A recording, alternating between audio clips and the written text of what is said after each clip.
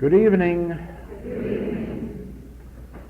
You know, as I look out here, it just seems to be about a waste of time to talk or think about giving a lecture.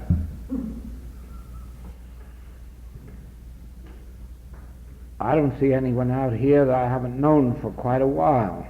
If there are any new ones here, they are so mixed in among you that I can't find them.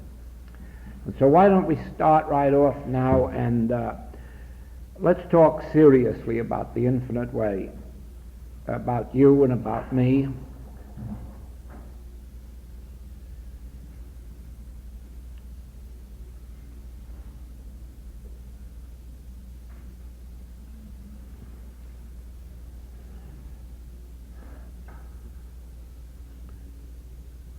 The main thing that disturbs me in my travels around the world, meeting infinite way students and talking to them,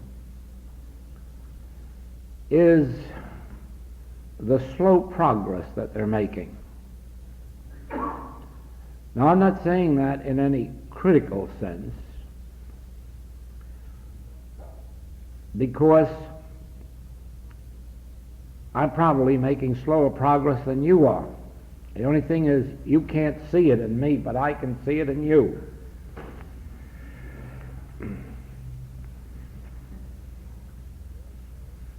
And also, even if you can see it in me, you haven't got the right to tell it to me.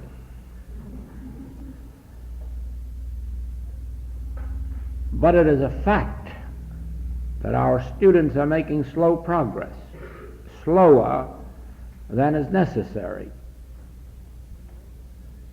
It is also true that this work is spreading so far, so wide, so rapidly,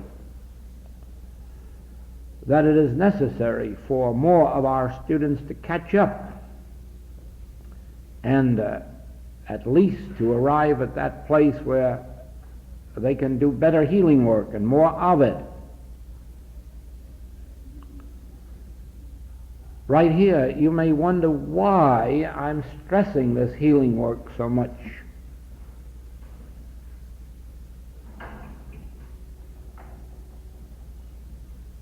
I'm stressing it because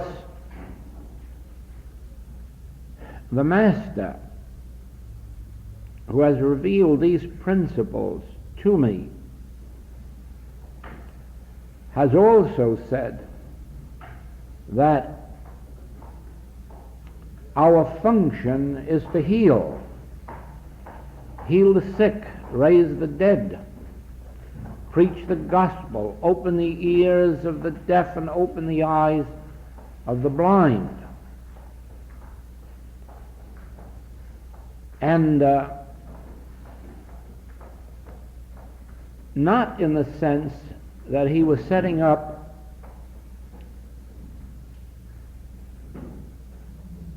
healing clinics across the Holy Lands, or that we are expected to set up healing clinics around the world, but that healing is an evidence of our grasp on the principle of life. It testifies as to whether or not we understand these principles. In other words, anyone who learns the principles of, let's say, electricity can hook up electric lights. Those of us who can't hook up electric lights, it is very evident that we do not know the principles of electricity. Those of us who cannot drive automobiles now must admit we do not know the principles involved in driving an automobile, and so we might as well admit that if we can't heal, we have not yet grasped the principles of spiritual healing. It doesn't mean that we may not be able to pass a written examination and get 95%. Unfortunately, that doesn't indicate that one has grasped the principles. It merely indicates that one has memorized words out of a book. And nowhere does it say that memorizing words out of a book is healing consciousness. Now, in these years of travel, of teaching,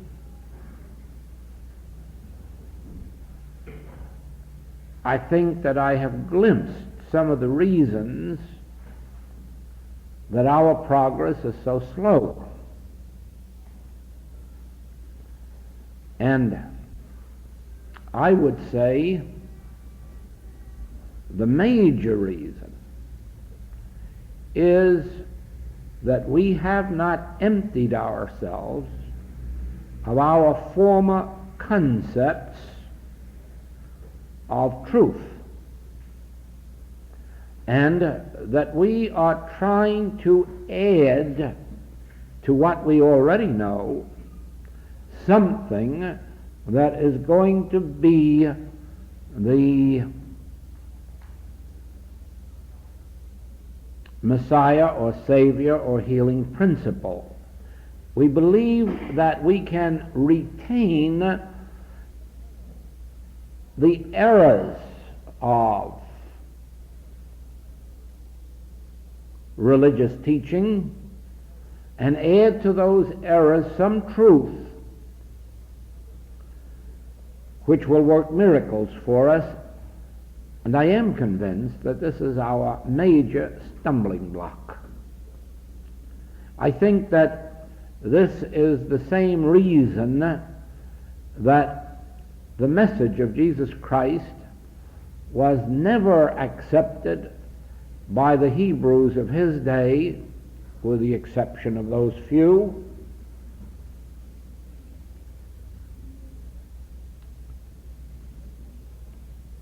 They had been well taught in the Hebrew faith and the Hebrew teachings.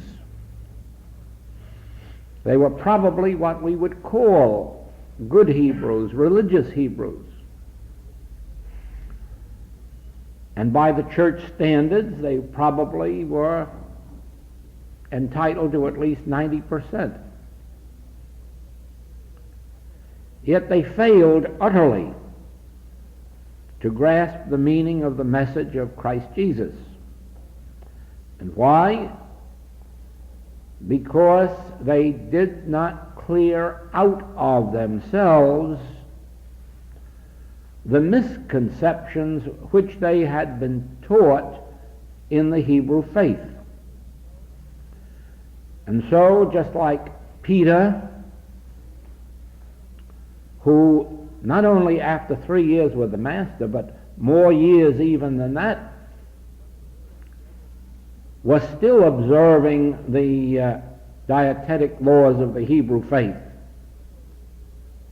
and unwilling to surrender them. And all of the disciples held on fast to the idea that there must be circumcision before anyone could have this great new teaching. For years and years after the Master, it was necessary to become a Hebrew before one could be admitted into the circle of the disciples. We are making that same mistake today. I don't have to remind you that the Christian church made this mistake also. It is one of the reasons that the Christian church in this era has to change its mode and means of operation and some of its teachings. It also accepted the ancient Hebrew teachings. and then set up a crucifix and called it Christianity. It won't do. It won't do. And now let us spend our remaining time here this evening bringing to light why it won't do.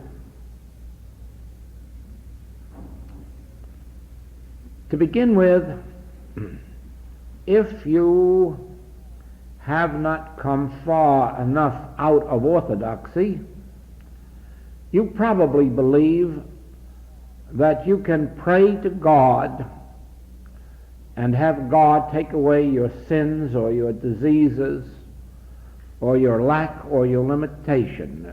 You probably still believe that you can go to God and pray for peace on earth, or pray for more understanding between men, and in some way or other God will say, yes, I didn't do it for you yesterday, but I'll do it today.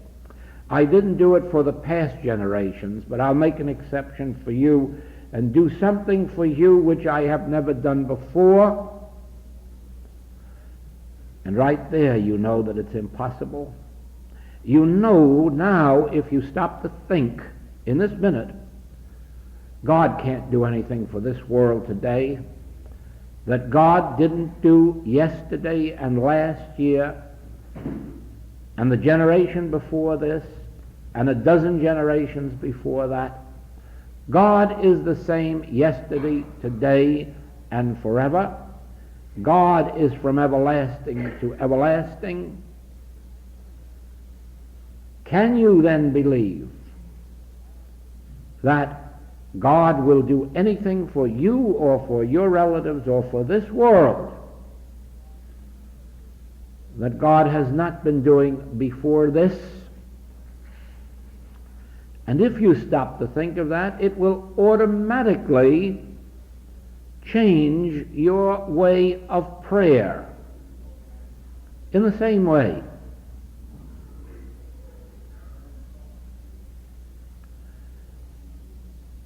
If you have not yet come far enough out of orthodoxy, you may still be thinking of God as your servant and believing that you can ask God to do things for you, and probably it'll be God's good pleasure to run around doing them. Here and now, try to understand the nature of God and see if you cannot understand why the Master said that he was a servant, not God. He was a servant of God, but he never made God a servant of him.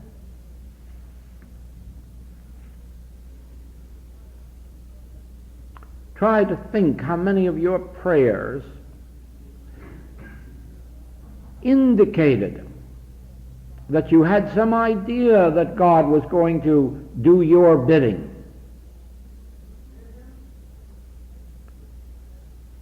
Let us assume for a moment that you've come further than that you understand some of the metaphysical teachings.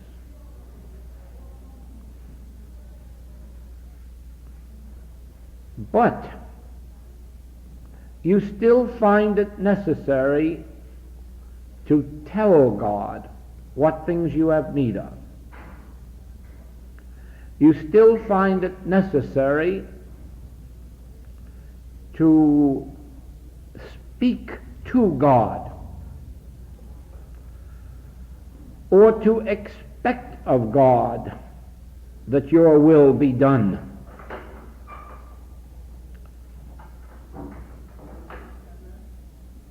Let us think of God for a moment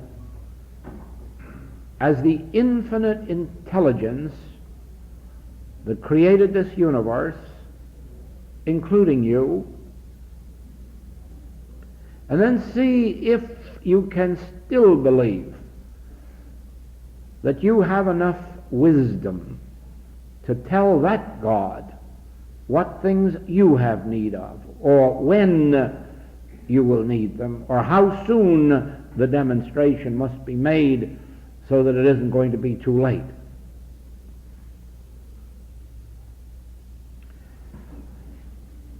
Think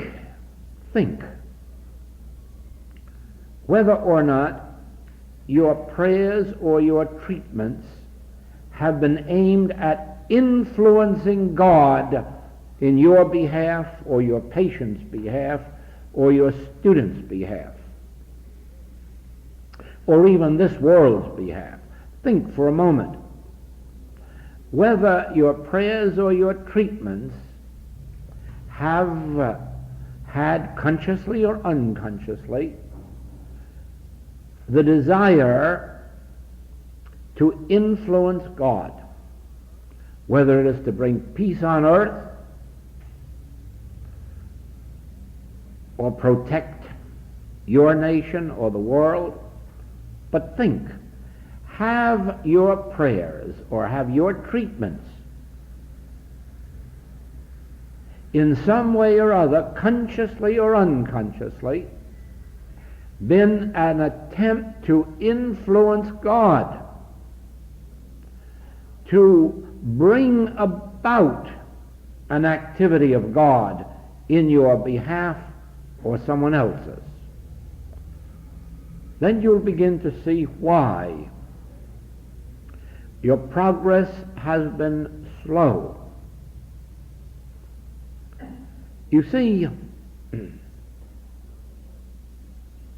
in our work in the infinite way, principles have been revealed which in some measure have proven to be, let's use the word absolute, in the sense that they do result in harmony, peace, joy, protection, and that the only degree in which they have failed, where they seem to have failed, is in the degree of our inability to work consciously with the principles in accord with the principles. In other words, we have tried to mold these principles according to our will, or at least to our understanding, instead of surrendering our understanding in order to receive the wisdom of God. Now,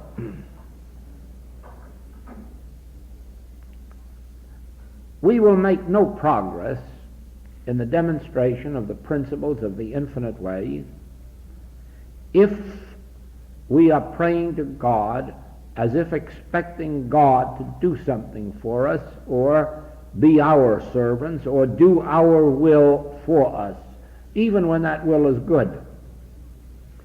We will have to learn, if necessary, to train ourselves to stop praying in any way that will have as its background the idea of urging God, coercing God, bribing God, influencing God to do something that God hasn't been doing for 100 generations. For God cannot be changed.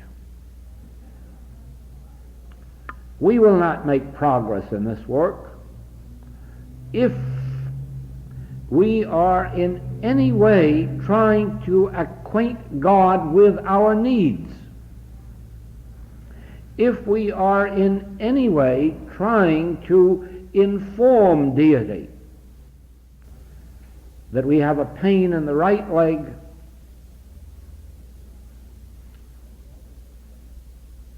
or we're overweight all over. There is no use in trying to tell God that we are sick or what ails us. There is no use of telling God what form of good we wish to experience, whether it is of health, harmony, wholeness, completeness, supply, relationships. There is no use of expecting God to heal the sins of our relatives.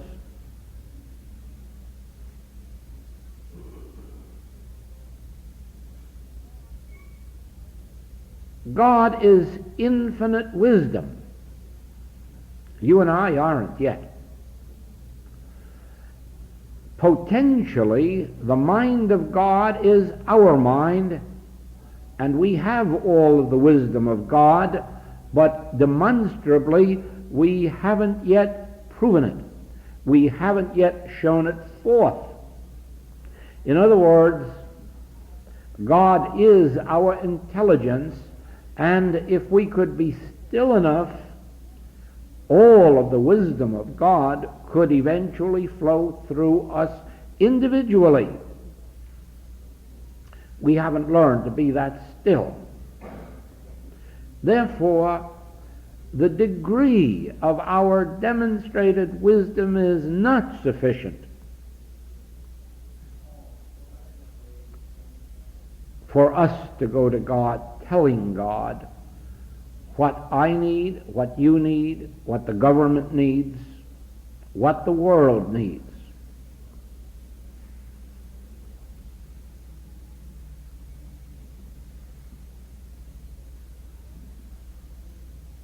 Again, there are those of our students who have backgrounds which have made them believe in the power of thought. Many metaphysicians have accepted the belief that thought is power.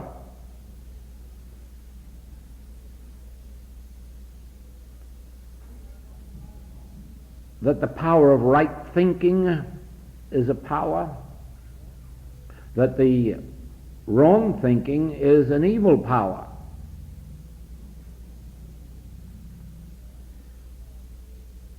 Many have accepted the belief that some activity of their own mind can produce the miracle of harmony in their experience.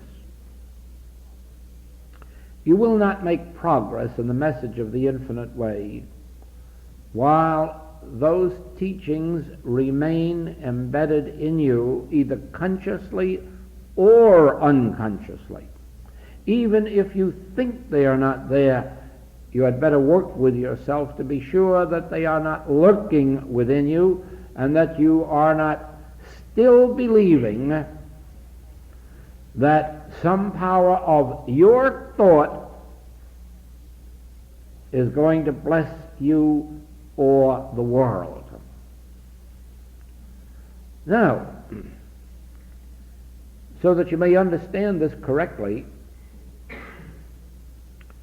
it is true that on the purely human level of life, that your mind can be made a power. It can never be made God power. Don't ever believe for a minute that your mind can be made God power. That would be carrying egotism to its ultimate. But to an extent, you can make a power of your mind. You can take your mind and use it as an instrument for accomplishing certain things in this world. But when you do, first of all, don't confuse it with spiritual power, because the activity of the human mind has no more relationship to spiritual power than, darkness has relationship to light. The power of the human mind is purely human. and has no relationship whatsoever to the divine. Now, it would only take 1 minute made up of 60 seconds to prove this to you, so that you never again will believe that mind has any relationship to God.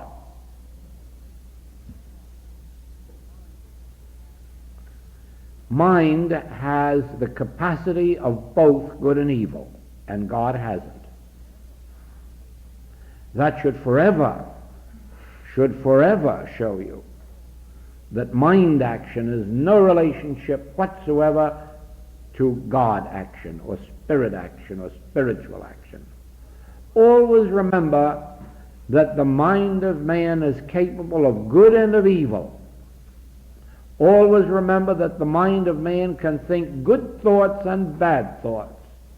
Therefore, it can have no relationship to God.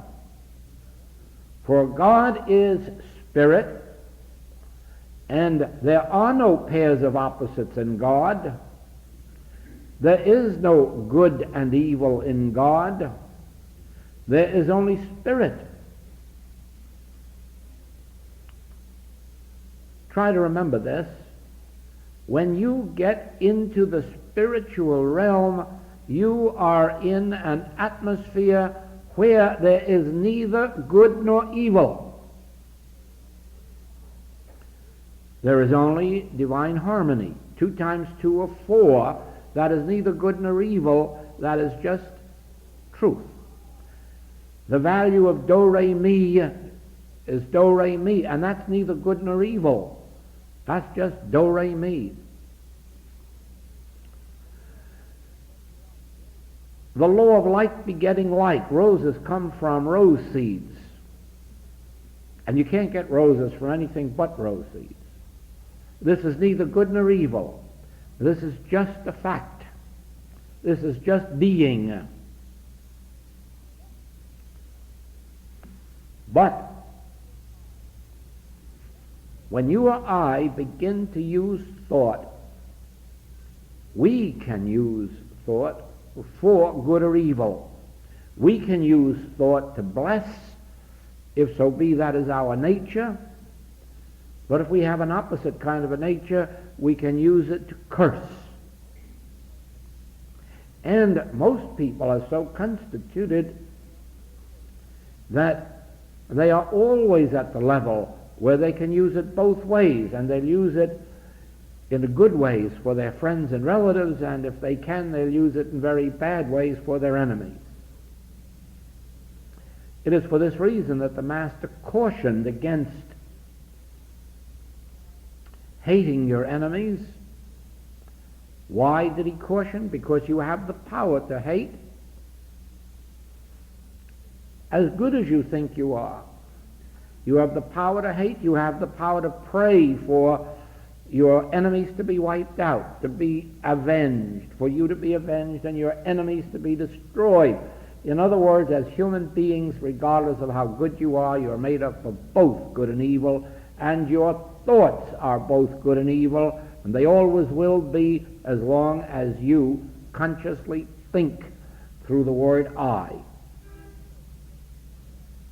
You never will get beyond being good and evil until you go beyond the use of the word I and become a clear transparency that does not use the word I, but lets the Spirit of God flow. Then you have neither friends nor foes, because when you are not thinking through your own mind, all you are aware of is God and the children of God. And when you see those do evil, whether they are friend or foe, you have only the feeling of compassion. Foolish people, foolish people, know ye not? You're the temple of the living God. You're just postponing the day of your awakening. But there is neither judgment in you, nor criticism, nor condemnation, nor would you, if you had the power, wish them evil. wish them to be punished. Under no circumstances would you wish them to be punished, if so be the Spirit of God were flowing. But of your own sake you believe it right that the man who robbed you go to jail, the ones who wronged you be punished, and the citizens of the other countries who have wronged the Star-Spangled Banner should all be wiped out with bombs. Only don't let it come nigh our dwelling place, for we are virtuous. Always remember that the action of the human mind is composed of both good and evil, and therefore it cannot be God. And therefore, if you do heal with the power of your mind, if you do succeed with the power of your mind, acknowledge that it's your mind. Don't ever fool yourself into believing that you have found God power. For you will only find God power when you go beyond the use of the mind and let your mind be a servant of God. Let God express the thoughts that are to flow into your mind and out through your mind. God says, my thoughts are not your thoughts, and my ways are not your ways. Therefore, the only way that God's thoughts can flow through you is to let yourself be free of thought, be free of mind action, and let your mind be the instrument or transparency through which God's thoughts may flow. This idea was brought out last night in this idea of, if you were a composer, if you were an artist, that you would not think. You would get still and listen and be receptive, and you would receive God's thoughts, God's inspiration, God's power. So it is. If you were called to the truth field and you tried to sit down and make up messages of truth, you'd soon be in trouble. If you started to remember truth that somebody else wrote, you'd still be in trouble. If you started to invent truth or create it, you'd be worse off. There is only one way that you could really be in the work of truth, and that is to arrive at that place where you don't memorize, where you don't think up truth, where you don't try to invent, but where you acknowledge, Father, I can of my own self do nothing. If I bear witness to myself, I bear witness to a lie. My doctrine is not mine, but his that sent me, and then prove it by being still. Then what comes in, you would verily say, oh my heavens, is that true? I never knew that before this minute.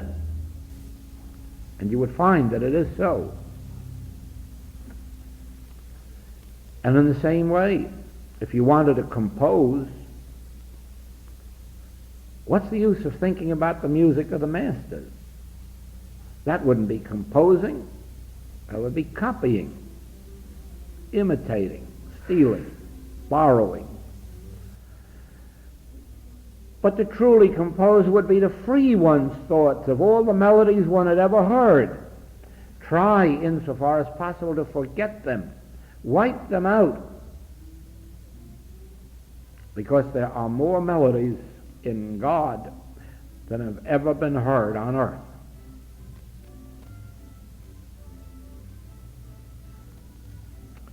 I've always wanted to talk with background music.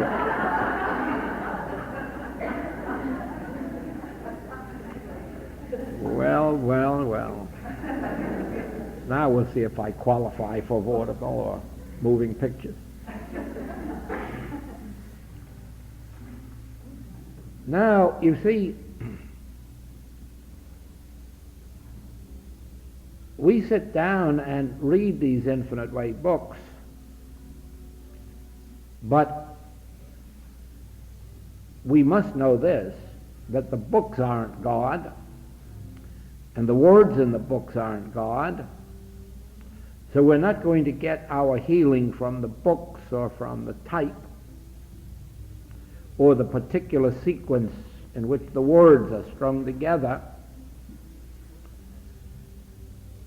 And so we open our books to read for inspiration and for principles. But then the main function begins. Then we close the book and close our eyes.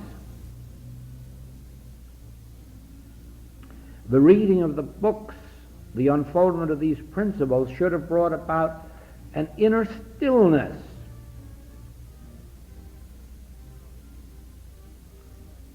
And now the mind should be still so that my words, the words of God, or my peace, the peace of Christ, can descend upon you. Not the peace that the world can give you, but my peace. And my peace cannot come to a mind that is busy, a mind that is active, a mind that is thinking thoughts that are already in this world. We have shown forth this principle in the subject of supply. No amount of money or property or securities that we could get from each other or from our friends or relatives would be a demonstration of supply.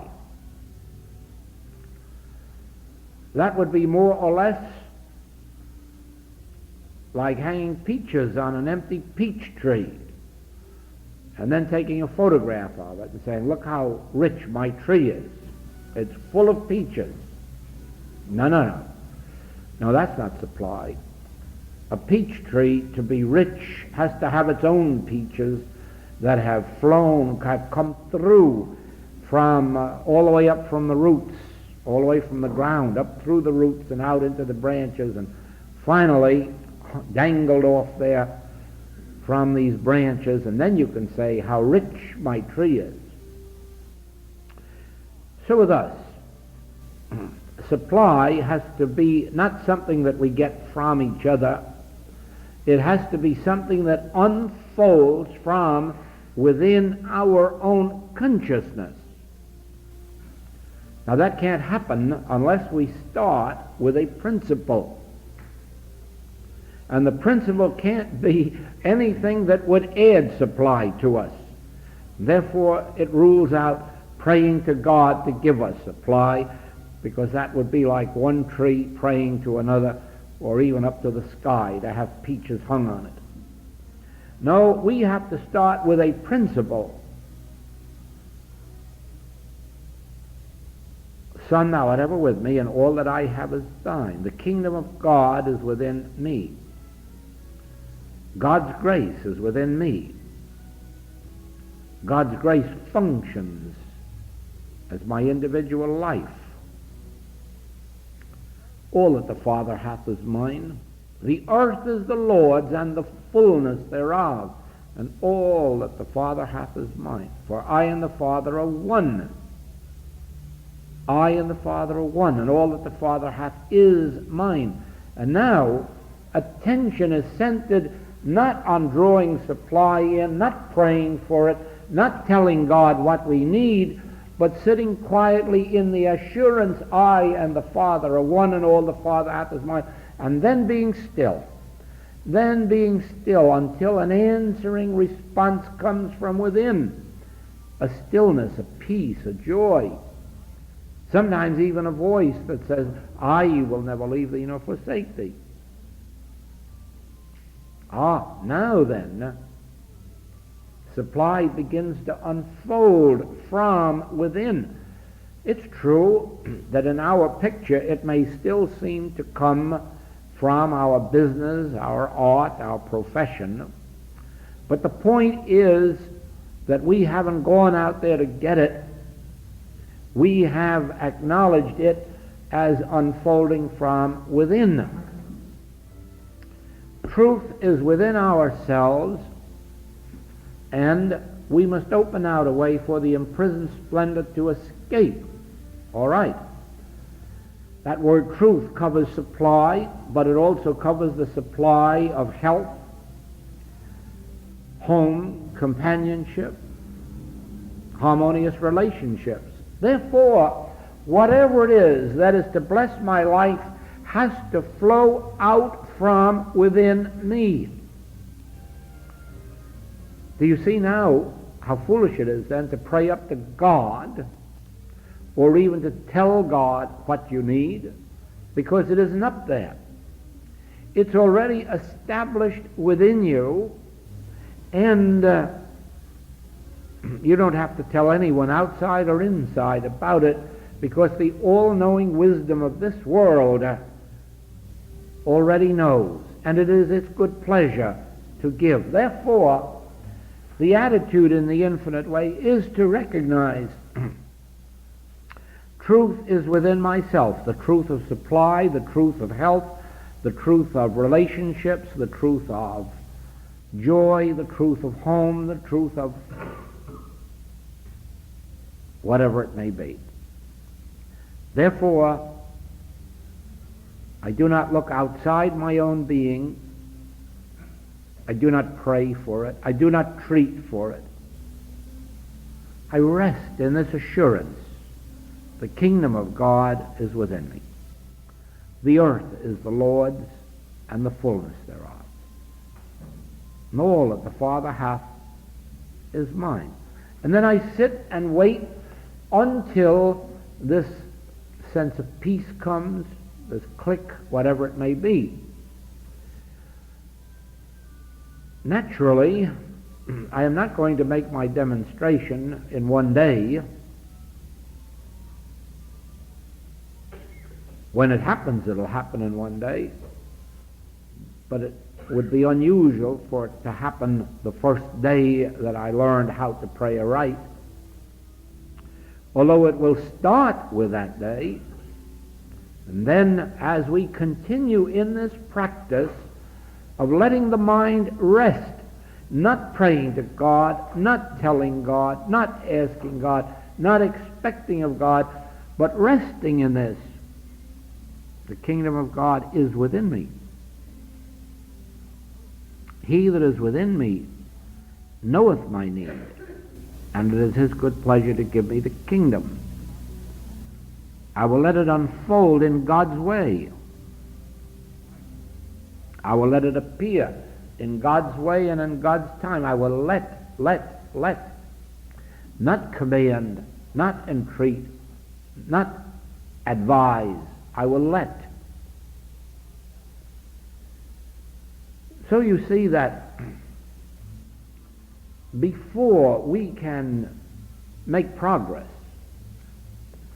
in the infinite way mode of living, let us be sure that we are not trying to live our former religious life. Let us, first of all, give up the 10 Commandments. That's what the Master said. At least let's give up 9 of them. Don't carry those 10 Commandments over into your New Testament, into your new life. The Master said, do away with them and live in 2. The first one of the 10 and a new one. And let's forget those other commandments. And you say, what? I should forget that I mustn't steal and I mustn't commit adultery? Yes, why not? The Master said so. The point is that if you could live by those first 2, tell me how you could violate those other 9. And you'd find out why he could safely say, don't worry about not stealing or not envying or not committing adultery or not committing murder. I've got you all tied up in knots. The minute you love God supremely and your neighbor as yourself, you ruled out any possibility of evil human conduct. No one truly loves God and his neighbor and can be unjust, unprincipled, untruthful, dishonest. It's an impossibility if you're loving God supremely and your neighbor as yourself. But you see that until you consciously do this, you've just carried Judaism over into Christianity.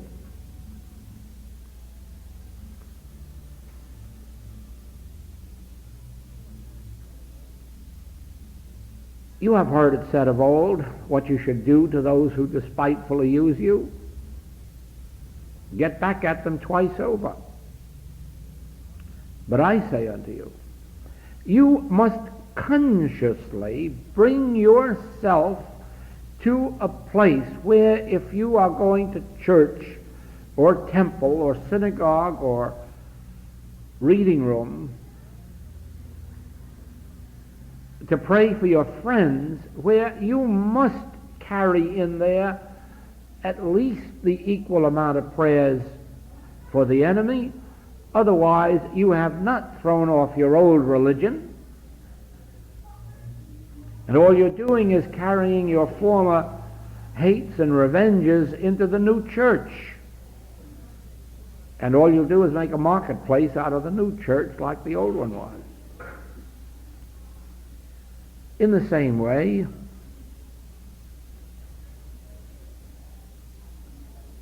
if you carry into this new consciousness, which you call the infinite way, if you carry into this consciousness your old mode of prayers and treatments, you are not keeping this consciousness an infinite way consciousness. And therefore, you can only demonstrate what you bring in. And so if you divide it up into a little old theology and a little old mental science and a little of the spiritual science, well, that's what you bring forth, a little of each. For like begets like.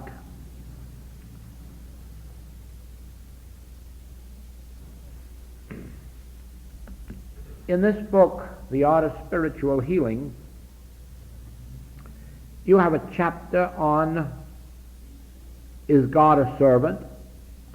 And as you read it, well, I know that there's going to be very few of us that won't have to say, to some extent, that's exactly how I've been praying, that in the back of my mind, that's what I had. Now, God, I'm telling you what, but now you do it.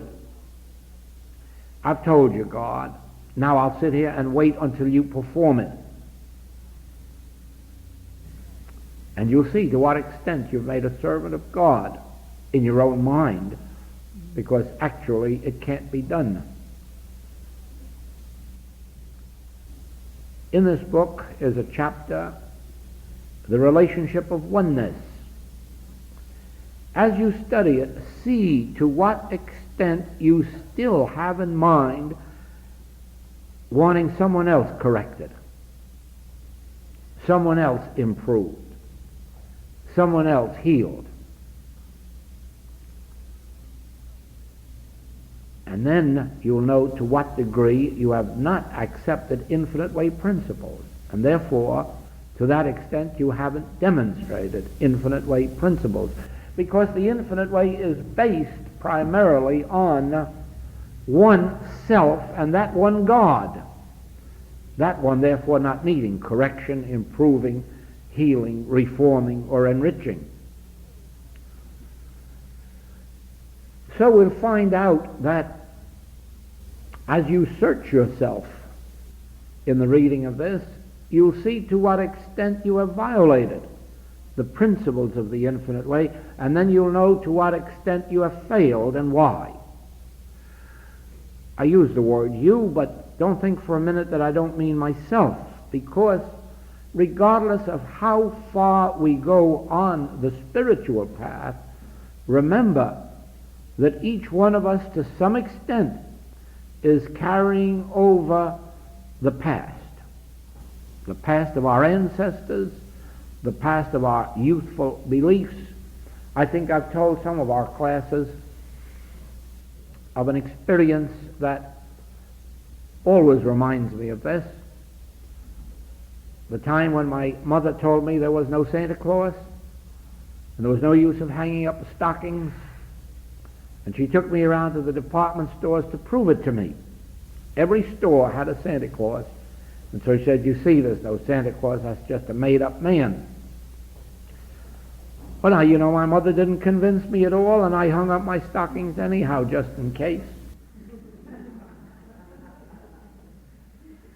No one can convince us that the God of our ancestors doesn't exist. We have to outgrow that ourselves, and we have to do it consciously, and it isn't easy. Paul calls it dying daily. And if you don't think it's dying daily, try it. Try to outgrow those early religious teachings, and if you want a task more difficult, try to outgrow your metaphysical teachings. Try to outgrow that belief that thought is power. Probably the thought that your thought is a good power. And now let's protect ourselves, because I know somebody whose thought is bad power. And so you'll see then that you'll agree with me eventually that mind is both good and evil. It's only that yours and mine is good, but the other fellow's is evil. But you'll come to agree eventually that mind power can be good and mind power can be evil, and if we want to rise into the Spirit of God, we must rise above good and evil, and we can't do it while we're in the realm of thought. We can't do it while we're in the realm of mind power.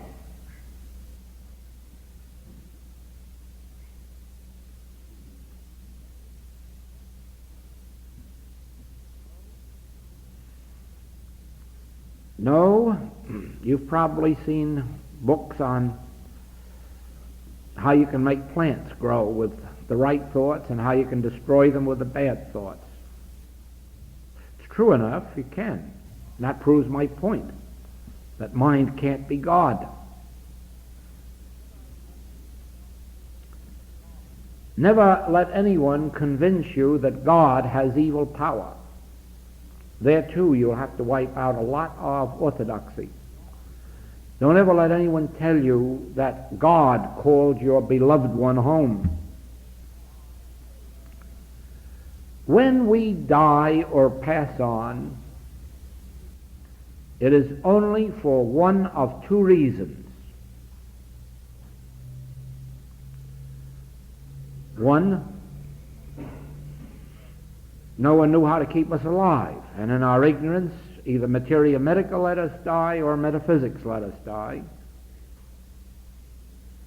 Or the time had come for our transition. No one is going to remain on earth forever. If anyone was to have accomplished that, it would have been done by Lao Tzu, by Buddha, by Jesus, and by John. Above all people of the world, they would have made that demonstration if it had been intended. And I know really a half a dozen more who would have made it. Had it been intended that we should remain on this plane of existence forever, there comes a time when, just as we leave childhood for maturity, so we must leave maturity for something even beyond that. In the same way that there is a time in human history when people leave their animalistic way of living for the Ten Commandments and learn how to be good human beings. But there also comes a time for outgrowing the Ten Commandments and living as spiritual beings. And so there comes a time for the transition from this plane of consciousness to another activity, another form of activity, another progressive step. And so we will leave this plane as all others have done, but remember that there are two ways of going. One is through ignorance of how to stay until our time has arrived, and the other is by going when our time is. Now, do not accept the belief that there is a certain age when we must go, because there are children who must go at 3, 4, 5, 10, 12, 15, or 20 years, because they have evolved out of whatever was necessary. There will be those going in their 20s and in their 30s and in their 40s because they have evolved into the next period, and there will be those who will be compelled to remain here until they're 80 or 90 or 100 because they have not yet evolved into that experience.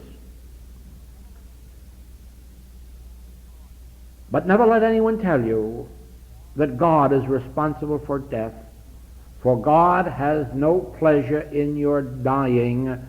Turn ye and live. Let no one convince you that 80 years and 10 is a good time to get ready to go, because it may not be your time, although you can make it so by accepting a world belief.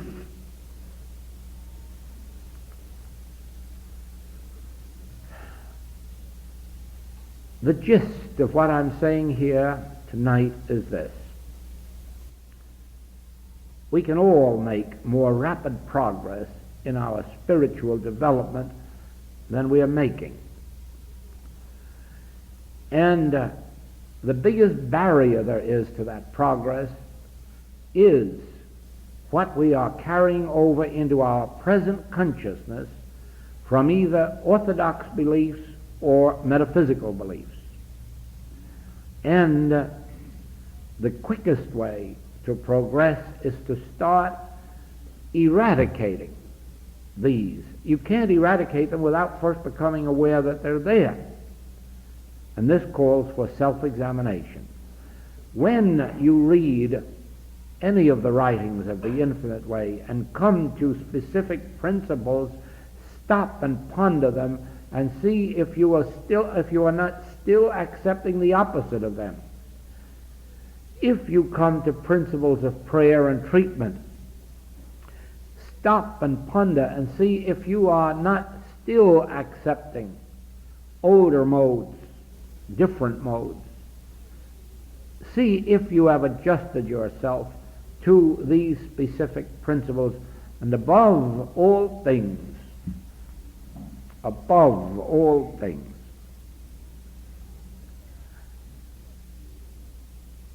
remember that you are being presented with a principle that is so difficult to accept because it has never been presented in any religious teaching that has appeared on earth. And yet it is the major principle of our work, and that is, there are not two powers. In the human scene, there is good and evil. But that is only because, as humans, we accept the belief in good and evil. As absolute truth, there are not two powers, there is only one. In proportion as you can bring yourself to that understanding, that awareness, and the ability to stand on that truth in spite of appearances to the contrary, will you demonstrate according to Infinite Way principles. Try to understand that in the Infinite Way you do not use truth to overcome error. Try to understand that you do not go to God to have God destroy evil. Try to understand that you are never using one power to overcome or destroy another power, that in the infinite way you are abiding in the truth that there is one power and all else is the arm of flesh or nothingness. You must bring yourself to a state of consciousness in which you can say, if it is anything discordant, oh, that is the devil or carnal mind or mortal mind. Meaning, I don't have to be concerned about it because it isn't power. The moment that you believe that you have something for which you need the power of God, you're outside the realm of the infinite way. The very moment you believe that you're aware of something that needs a truth, you are outside the realm of the infinite way. You don't need any truth for anything in the infinite way. You don't need any God for anything in the infinite way. God is already doing God's work. God is already about God's business. In fact, God was doing it in the beginning before Abraham was. And God will be doing it unto the end of time. So just let God be about God's business. And be grateful that you don't have to remind him that the tide should come in at 4:12 tomorrow morning. Be grateful that you don't have to remind God that the sun must come up tomorrow morning. Just be grateful that God is about God's business, has been, will be. You don't have to remind God.